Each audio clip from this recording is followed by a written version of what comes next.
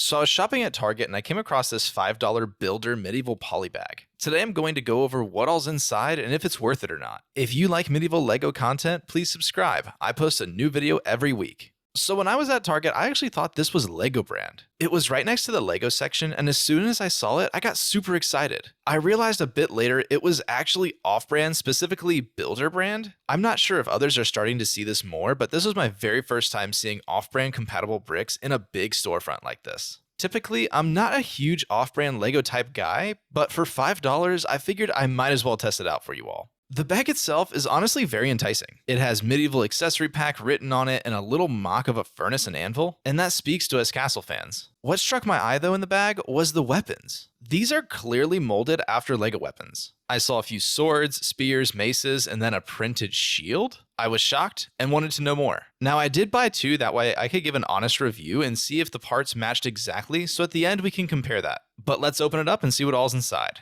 So after opening, this is everything. And I'm going to switch to my white table so we can see it a bit better now. And honestly, we got a decent amount of bricks. It didn't come with any directions for it though, so I guess you have to wing it based off of the pictures from the front. And I really don't like that, especially if you're getting it for a younger kid. It does look like there's almost two of every piece besides a few, and two of every weapon, which is pretty nice. I'm going to start off trying to recreate those couple things on the cover to make sure it actually has the correct parts for it. Then from there, we can see what else is left. So it looks like I was able to recreate the little furnace, the torch, and the poleaxe. This was fairly easy by looking at the front of the bag, and I think most adults or older children could do this. The furnace is actually kind of charming, and for a small mock, it would be great. As far as the torch and poleaxe though, they aren't anything too special in my opinion. For weapons, we have two of each of those being the silver crossbows, black maces, black scimitars, silver axes and swords, black polearms, two awesome printed shields, gold spears, and lastly, two different style axe heads. What better way to show these off than to use them with some minifigures? I'll be using these three to show how these weapons fit with them.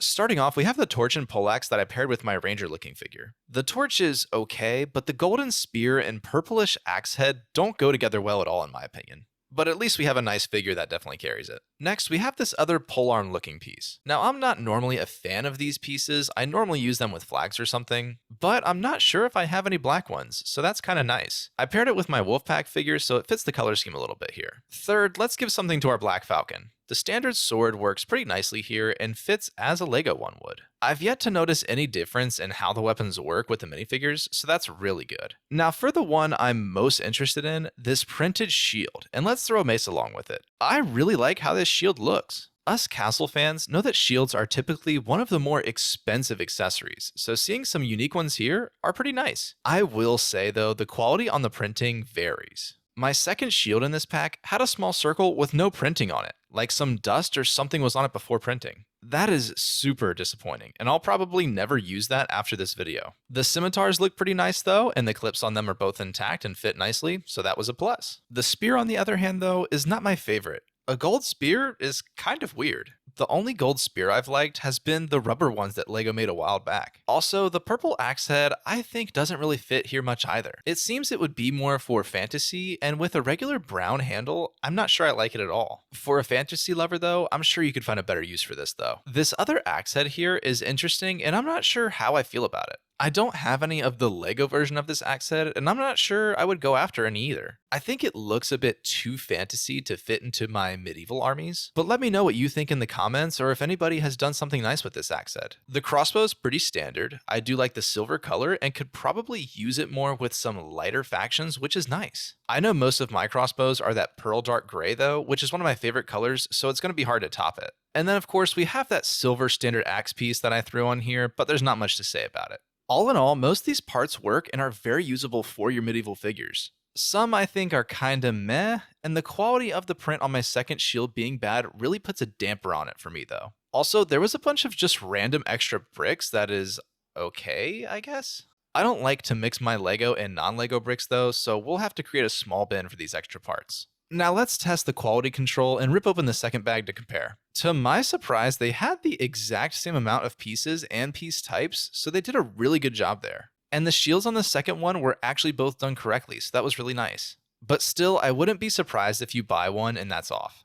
And of course, we got another pack that has something wrong with it. One of the axes is broken. I couldn't even find the broken piece in the bag. Is it bad that I actually like the look of this shorter axe handle though? I've never been a huge fan of this axe piece in general, but with a shorter axe handle, it might be able to work. So maybe take a hint on that, Lego. Still, it is a shame that I got 2 bags and something was wrong with both. So I can imagine that any bag you get, you might run into some sort of issue. The quality control needs a bit more help with this brand, and I am shocked that they made it into a big storefront like Target. Now, are off-brand parts worth it? Honestly, for me, I'm not sure how much I would dabble with off-brand Lego parts. I do like the shield, and that is for sure the highlight for me. We all know getting aftermarket shields off Bricklink is pretty steep sometimes, so I can see the justification there. If something is just completely out of price range after Lego retires it, I get it, especially those horse partings. If you know a brand you would like me to review, be sure to leave it down in the comments and I'll add it to my backlog. Now for the weapons. As far as off-brand weapons go that look exactly like Lego weapons, I'm personally not a fan.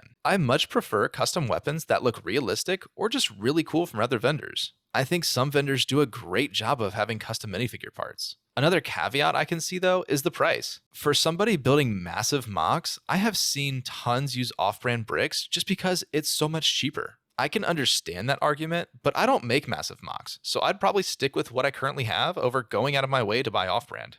In conclusion, do I think this little bag is worth the value? And honestly, it is. It is worth $5. But, and a big but, I would possibly just do it for a couple shields and make a little mock. If you've gotten this polybag or done more with this brand, let me know what you thought of it. Thank you all for watching until the end. If you would like to be a part of my inner circle, check out my channel memberships. Until next time, be sure to like and subscribe for more medieval Lego content every week.